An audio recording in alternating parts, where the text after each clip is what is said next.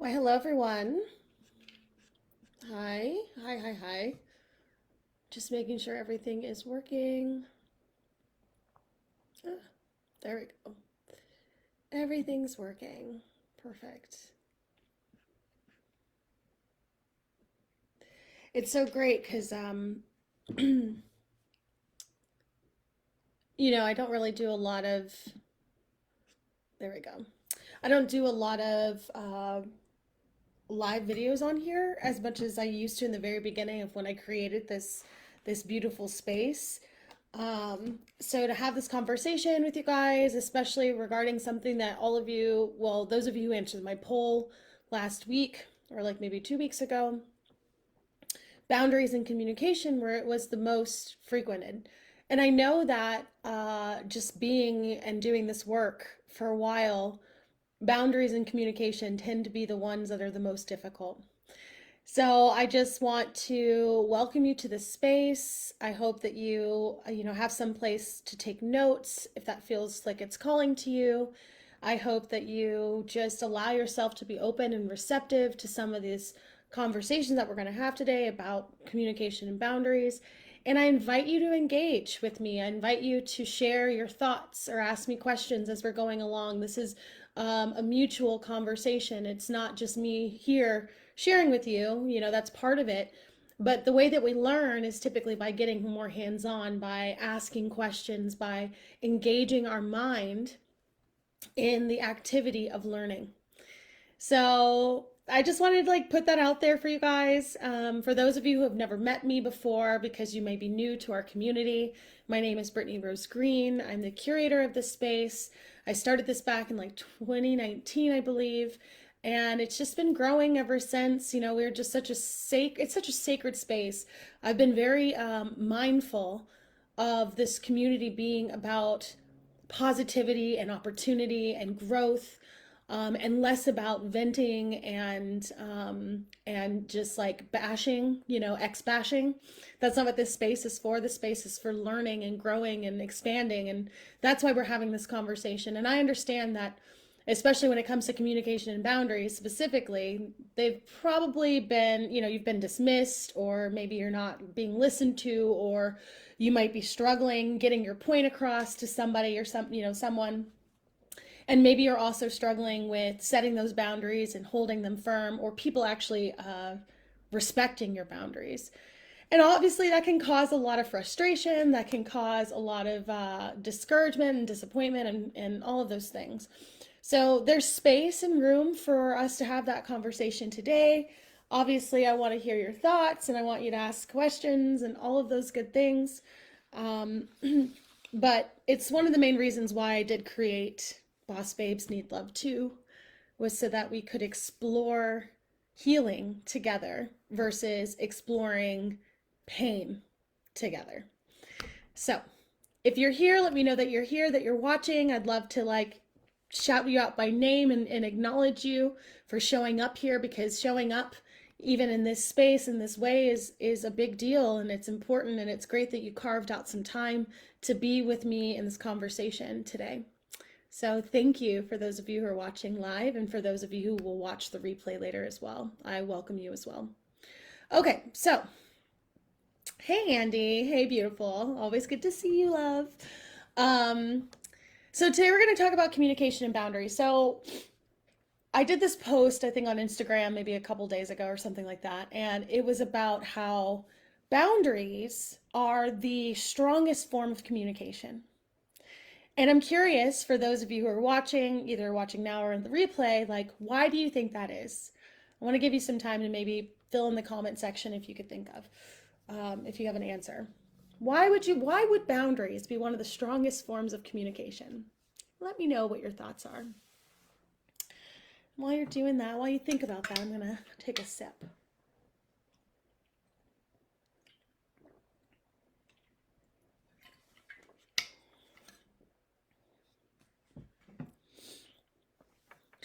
Boundaries are the strongest form of communication because it's an action. Okay? Most of the time when we are in relationship with someone, We're looking more for actions, not just words. Like it's beautiful to have lip service, but what about the follow through? And what I find to be so apparent and so often in most of the relationships that I coach is that one person expects the other person to follow through, but the one who is frustrated the most isn't actually holding up her or his end of the bargain. They aren't necessarily following through with what they say as well. Boundaries are difficult because it is an action. And most of the time we want to talk about things, we want people to hear what we have to say, but we're not necessarily willing to put forth the action to back it up.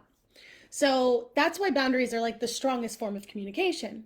Because if you are, so for example, if I set a boundary, the boundary I used to set as a therapist, we'll say, actually, even now, it's a little bit more loose now because I work online. But when I was working in office and I had back to back to back clients, one of the boundaries I had was like we end at the 50 mark. Like we end at like 10:50. You know, we don't end at 10. We don't end at 11 o'clock because I need 10 minutes to do notes, go to the bathroom, and get ready for my next client. And if my client came in late, my boundary was that, well, we still end at the same time. I'm not going to extend my session because you decided to show up late to our agreement. And it was hard, you know, especially like being a new therapist when I first had to be respectful of the boundary of time, which is a category of boundaries, which we can talk about that in a little bit. But I had to be very mindful. It was hard to I felt like I was rejecting people by holding my boundaries. And I think that that's what really happens to most of us. And this is something very innocuous. I'm using a very innocent example. But whenever we're strongly in relationship with someone or someone we care for, it feels as though we feel guilty. We feel like we're rejecting someone. We feel like, well, you know, I guess my needs aren't as important as theirs, so therefore you just like don't uphold your boundary. And what that does is that it teaches the person that you're engaged with, the person that you're in relationship with, it teaches them what you will and will not tolerate. It's those non-verbal communication cues. So nonverbal communication is just as powerful as physically saying or, you know, verbally processing and verbally saying what you need and what you want or what you desire.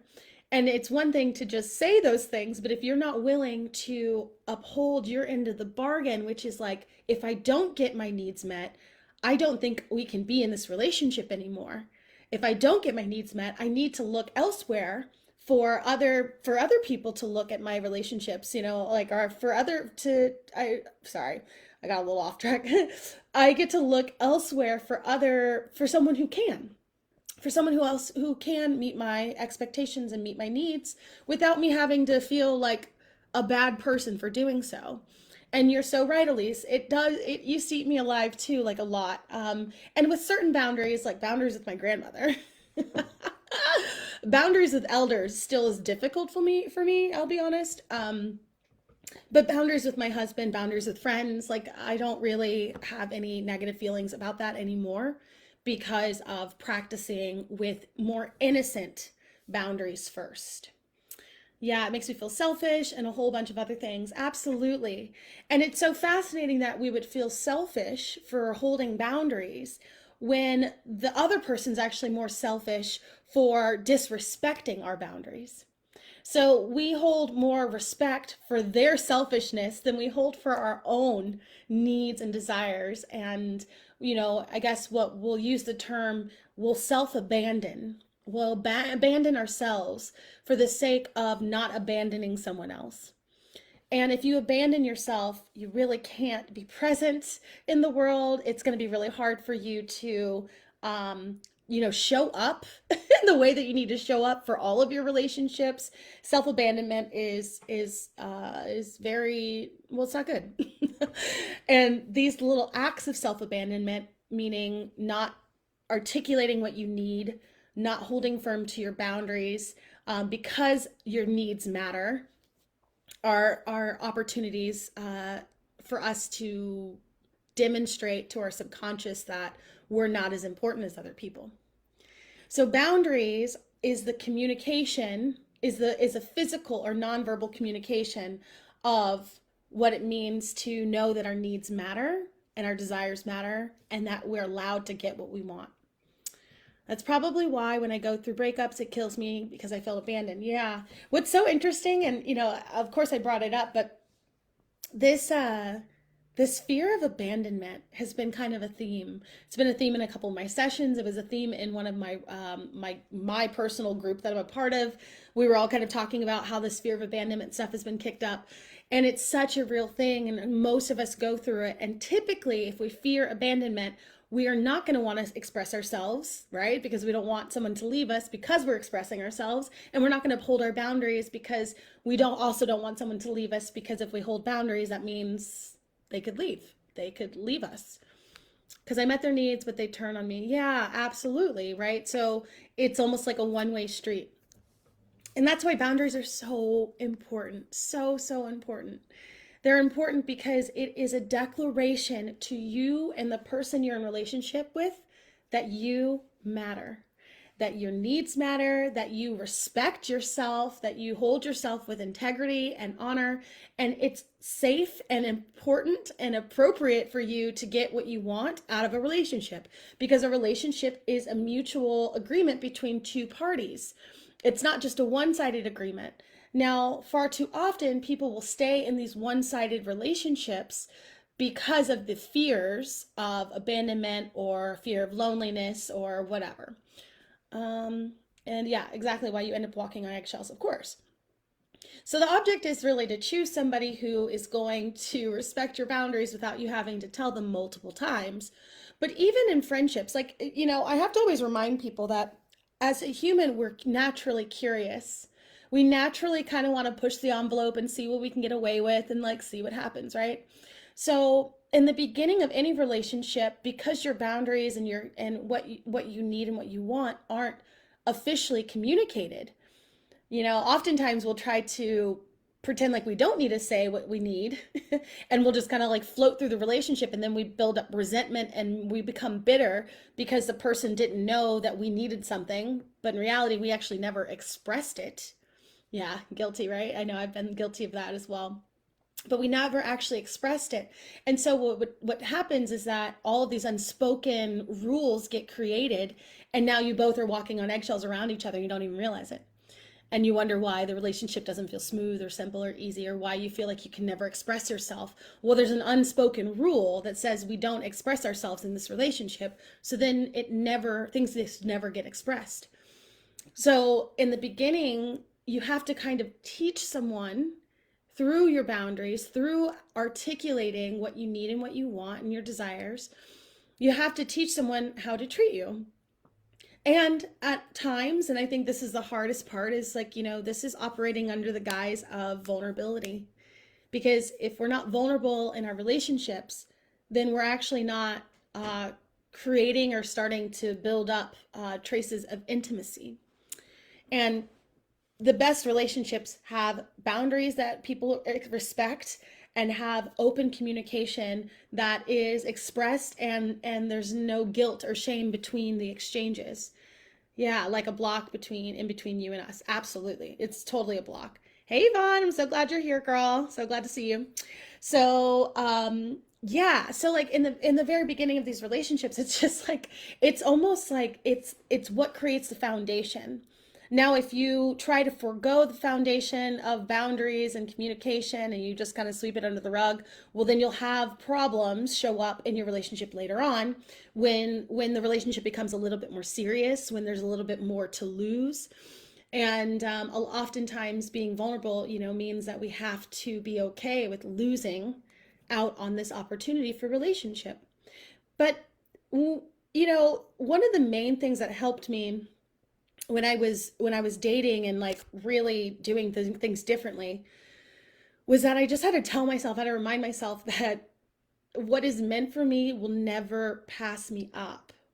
The person, the man in my case, who is meant for me will not leave. Like, he'll be here. He's not going anywhere. So I don't really need to force this. I don't need to like try to make something happen that's not working. That, things will just naturally have its end.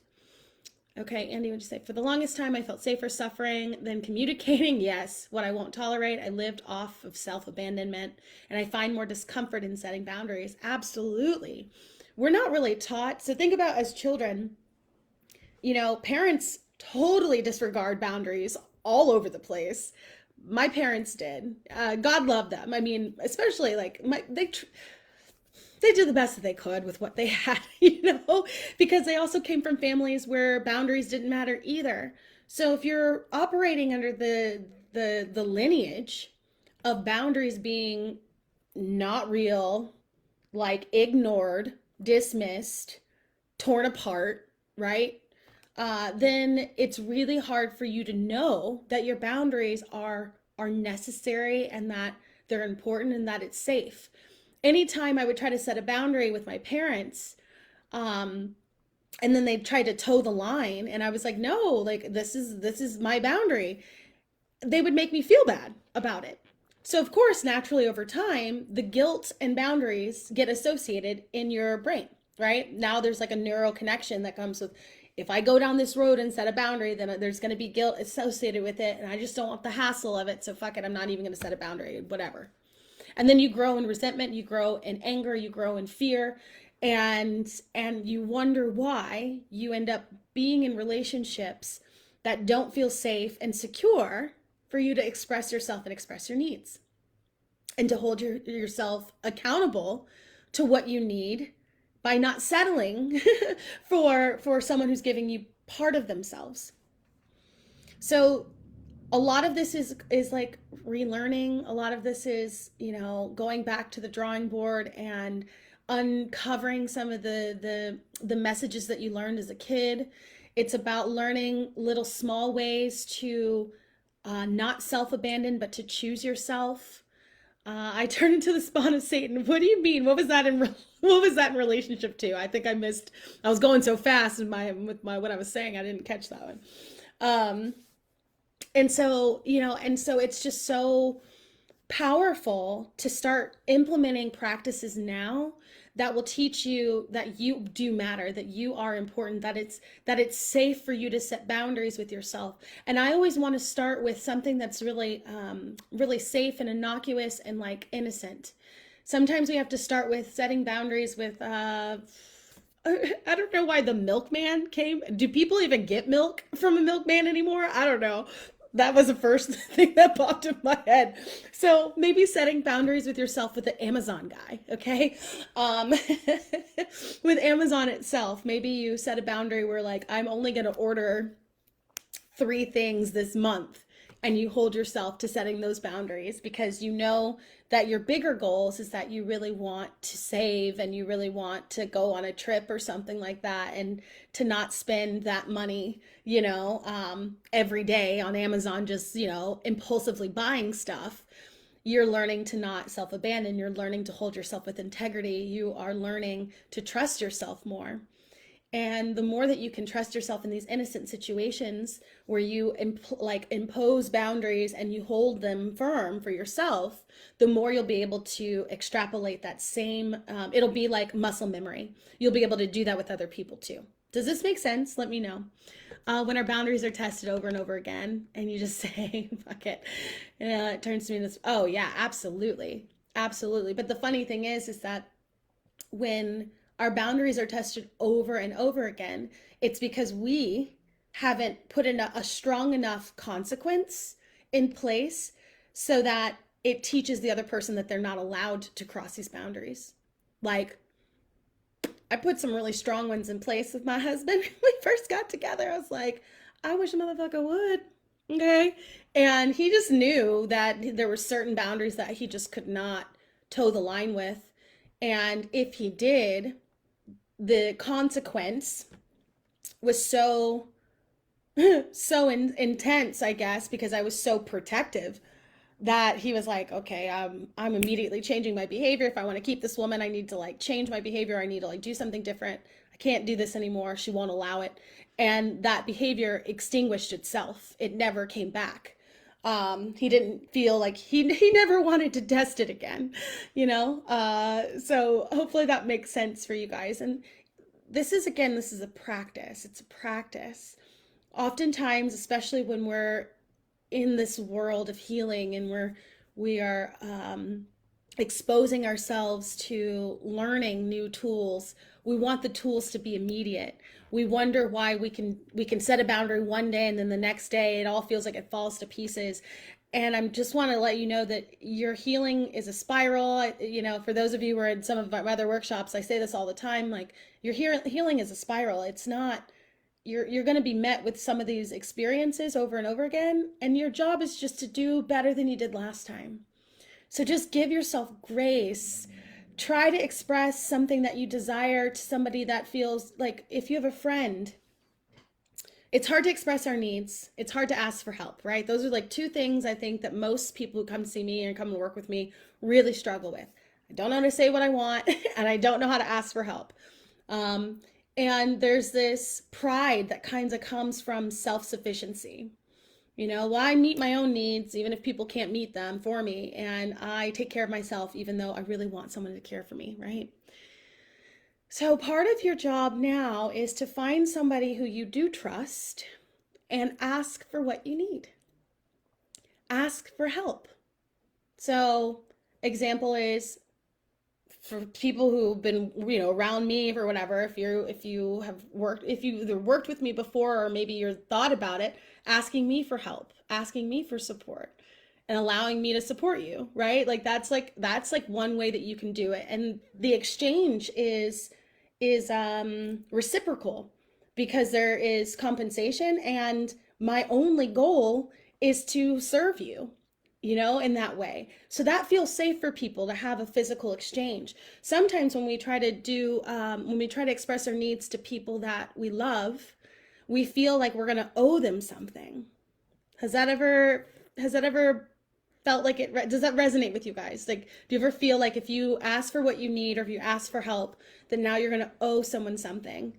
And typically you're not going to want to do what they have in mind, what you owe them for, right? It doesn't feel good to owe people things. And this is another reason why communicating and setting boundaries can be really hard, because now we feel obligated to have to give back to someone, even if what we really need is just someone to show up for us, someone to just hear us, to listen to us, to acknowledge us. So yeah, this is like, yeah, life feels so transactional at times. It really does. And that's because, well, first off, we grow up in a society that is transactional, right? And that's okay. Like, it's our system. And then we grow up in families that are transactional. So no matter how much your mother or father says that they love you unconditionally, which they do at their core, they still have conditions like, you make me proud when, if you do this, then. There's like the reward system. And it can make it very difficult to feel as though it's okay to just get your needs met and not have to feel the repercussions of the back end, either the comments or the hate or the resistance from other people. Setting boundaries can be hard because of that resistance, right? So just like Elise said, when people keep testing your boundaries, it's like, I already articulated them. Why won't you just fucking listen to me? And it makes you almost not want to even set a boundary because of that resistance. That's why I had it destroyed me. Yeah, the transaction, right? Just, yeah, it's destructive because it never feels like, and it makes you feel as though nothing's ever enough. Nothing's ever good enough. But if you're in relationships like this where you're feeling destroyed, or you're turning into the spawn of Satan, or you feel like you are holding a lot of resentment or anger or bitterness, then the relationship is not mutual. And this happens in our primary relationships, right? So our relationships with our parents. We didn't choose our parents. Our parents chose to have us. So it's really important that even in those relationships, you have a choice whether or not you choose to show up in your family in a certain way. For me, I compartmentalize my family. My mother, I have a lot more openness and vulnerability with because of who she is. My father, I have to compartmentalize a little bit because I know that us talking about emotional things is not going to help me meet my needs as a human being.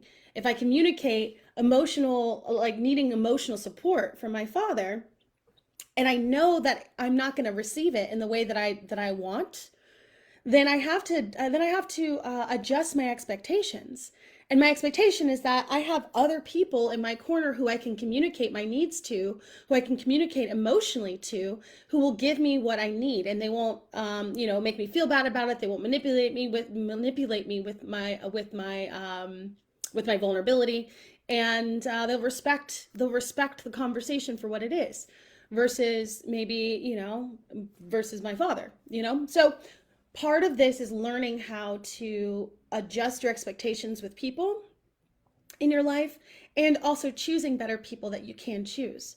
So friends are the family that you choose. If you have friends, or if you have a partner who is not holding it down, who is not exhibiting healthy communication or healthy boundaries, then it's important for you to first assess what your boundaries and what you're allowing, what you're tolerating. If you understand what healthy boundaries are, if you understand what healthy communication is, and then from there you can decide whether or not to be in relationship with someone. Okay, we have choice. Oftentimes we forget that we have choice. We have choice. We have choice.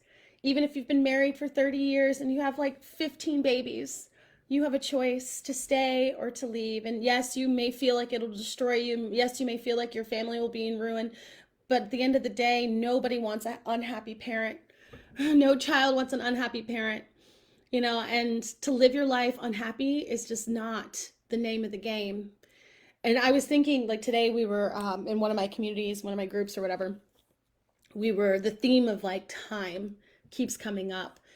And, I just had this thought is like, wow, how much time do we waste being anxious, or not standing up for ourselves, or not being in our full confidence, or holding ourselves like in power? How much time do we waste worrying about people who were never meant to give us what we needed anyway? How much time do we waste on all of that bullshit? So much time that we can never get back, not in this physical realm. And I think a part of this conversation, to go a layer deeper, is utilizing communication and boundaries to figure out who you want to devote your time to, who you believe actually is worthy of your time, your precious, precious commodity that is time, which is far more precious than money or jewels or any of that stuff. Do people even collect jewels anymore? Maybe not in my demographic. maybe when I become a millionaire, maybe those people collect jewels, but whatever. But you know what I mean? So it's like important to see these are opportunities for us to reconfigure, like, how we understand communication, how we understand boundaries. Is this making sense? Yeah, done wasting time. Done wasting time. Yes, absolutely. So, one, like on the structured side of this, we'll say there are 6 types of boundaries. I think there's 6. There's time boundaries, like I was explaining before. There are material boundaries, so obviously exchanging goods and services or whatever. There are physical boundaries, so physical proximity. Sexual boundaries, obviously sexual intimacy. Um, Intellectual boundaries, obviously exchanging like thoughts and stuff with people. And then emotional boundaries. So at some point, oh, and financial boundaries. Well, that's material boundaries. Okay, yeah, I think I got them all. That's 6. So at some point, we may have any one of these infractions or multiple at the same time. And if you don't understand what boundaries are, it may be hard for you to discern whether or not someone's even crossed the line or towed the line. And most of the time, figuring out what your boundaries are is by you articulating what your boundaries are for you. Because they may not actually be boundaries if you are open or like receptive or flexible, or like whatever, just you're we'll say like negotiating your contract with someone. But if they are firm because of trauma, because of safety reasons, because of your experiences in the past, and you have a very firm boundary, and you continuously allow that boundary to be railroaded, then you will build up a lot of, uh, to me, you'll start to dissociate from yourself. It'll cause even more trauma, and you'll just be kind of disconnected from your needs and your desires, and it'll get to the place where you have a really hard time probably asking for what you want and what you need. And when you get to the place where you can't even ask for what you want, or you can't even see a vision beyond what's here, right here in front of you, then there's no room for dreaming, and there's no room for possibility, and there's no room for growth, and there's no room for opportunity. And when there's no room for any of that, what is the point of communication? What is the point of even upholding boundaries? What is the point of loving yourself? Right? And so it's so interesting how something so simple can have such a dramatic effect on the personhood of who we are. It's so important for you to understand that your needs matter, so that way when you know what your needs are and you know that your needs matter, then you can start to ask, and you can start to dream, and you can start to receive things outside of what is right here in front of you. You can start to believe that there's something greater for you, that there's a greater opportunity for you, if you can learn to communicate even with yourself what you need and what you want and what you desire, what you will and will not tolerate. You stop self-abandoning. You have to stop self-abandoning. The more we can practice this with ourselves, the more it will translate with others. But if we can't even hold these things for ourselves first, then we will not have the opportunity, or we won't really feel safe doing it with others. We have to know what we deserve and what we're worthy of before we can actually share or articulate that with other people. Yeah, figuring out who you are outside of trauma, absolutely. And there's so much more beyond trauma. I think especially, even in my circles, being a trauma therapist for such a long time, trauma is insidious and it does bleed into so many aspects of our life. But at the same time, there's so much of life outside of trauma. And I think often, because we talk about trauma so much, it almost becomes the only thing in the room. It almost becomes the only thing that exists. And so, here today is an invitation for you to see, well, I know I have trauma and I'm working on it. And what else? What else is available for me? What other opportunities are out there? Part of that is a communication between you and the universe. You communicating to the universe that you acknowledge that you're healing, and that you also acknowledge that you're ready for growth and opportunity, and that doing both of those at the same time is absolutely possible for you. And communicating that to the universe can be really powerful. So when we're communicating to others, because I know that a lot of this is about, how do I talk to people? I mean, if you have any direct questions about communication or boundaries, please put them in the comment section. If you catch it now or in the replay, I'll come back through and answer them for you. But communicating to other people is about setting the stage. It's so important to set the stage. And what I mean by that is asking or inviting the person you want to have a conversation with, especially if it's an important conversation, because that's typically when communication gets difficult, is when there's like some important information that you want to pass between people, right? So you have to set the stage. You have to ask this person, hey, would it be all right if we had a conversation tomorrow at 11 o'clock? I have a few things I would like to run past you, and I think it would be really great for us to carve out some time. So then you are giving the person the opportunity to say yes or no to that time. They can't say yes or no to the conversation. They still are going to have the conversation, but they get to say yes or no to that time, and or choose a new one. And what that does is that it mentally prepares them to receive whatever you have to say, whatever grievances you have to give, or whatever, suggestions, or whatever it is, constructive criticism. It provides the recipient the opportunity to get their nervous system prepared to receive possible judgment, possible shame, possible guilt, right? Because when we're communicating with someone, the reason why people get so defensive when we're having conversations is because of being told something that they that they actually already believe about themselves and they want to reject. But it's so painful that they get defensive and they have to defend their honor and they like buck up, right? And then all of a sudden, if the person you're talking to and you're talking calmly to them and then they buck up, then it makes you want to buck up. And then now all of a sudden you're in like a heated argument over fucking spaghetti noodles. Okay? We're trying not to like get in a heated argument over spaghetti. It just isn't, it's not important. What a waste of time, right? What a waste of time. So, setting the stage can be very important. I think to me, it's like one of the first properties of creating healthy communication between two parties. And then when you're having a conversation, make sure if you're communicating things that are important, that it's outside of a heated time.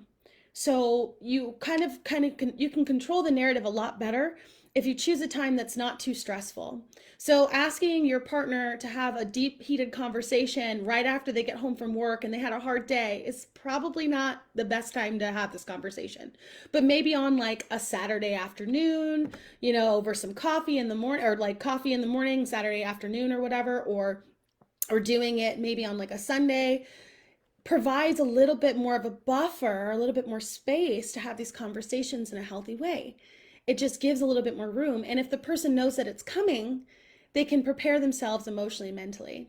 That seems real extra. I know it feels real extra, but if you are having problems communicating, then you might want to give this a shot. I'm just saying, because truth be told, I don't know about you, but I don't want somebody coming for me right after work. I don't know about you, but I don't want somebody like coming for me if I've had a really stressful day and I don't know, like blindsiding me. We do unto others as we'd want done unto ourselves, right? So we're setting the stage because in reality, none of us want to be blindsided. None of us want to be, approached with something serious when all we want to do is unwind. We need time to have choice and say yes, it's okay, or it's appropriate for this conversation right now.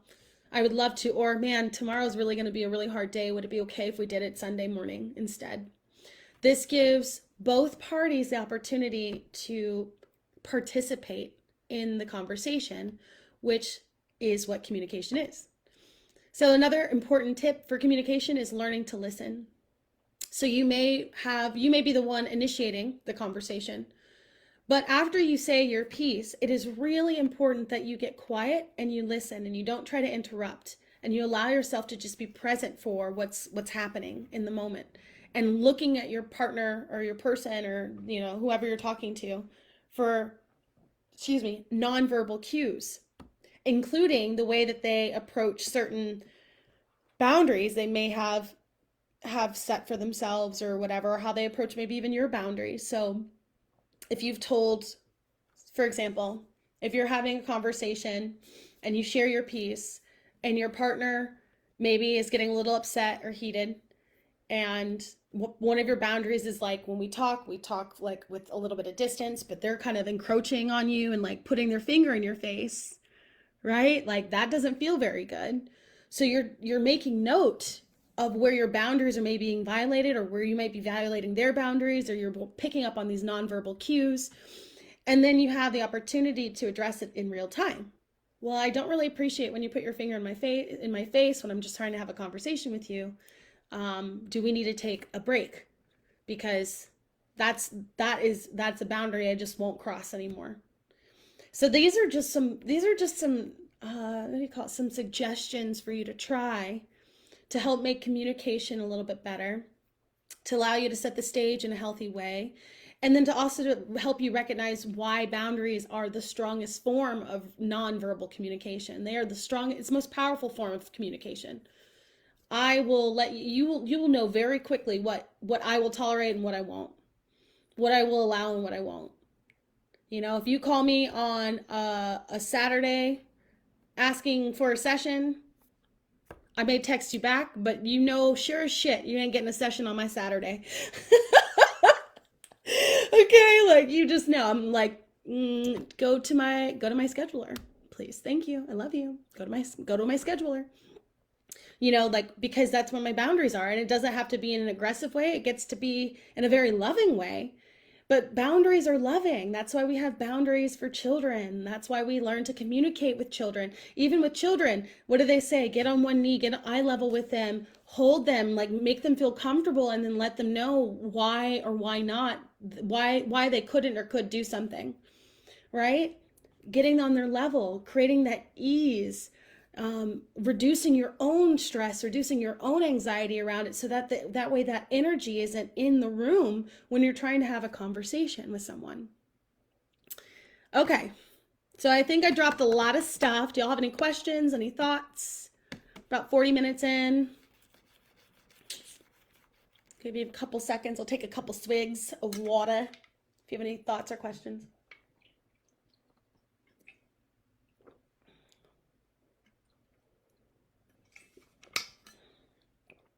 Beautiful. So, what I invite you into is I invite you to try this out.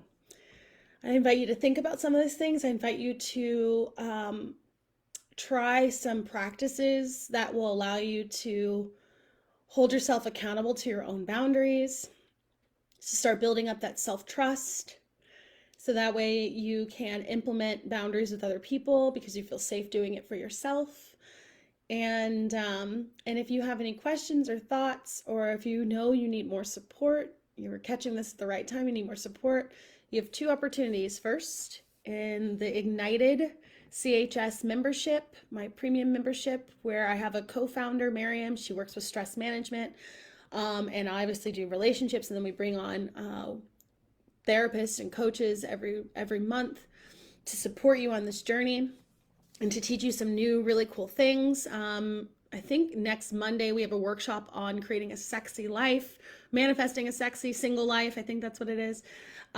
So yeah, beautiful, beautiful community to help with workshops. And if you like stuff like this where you can learn and grow at your own pace, then that space is really great. And then if you want a little bit more guidance, then I obviously do one-on-one sessions. So you would want to schedule a one-on-one mini session with me that's free. And then we can talk more about what your specific situation is. And I can help guide you to your best fit healing tool or whatever. I love you guys. Thanks for being here today, and have a great rest of your week. And feel free to leave me some more comments and let me know if you have any other questions. Toodles!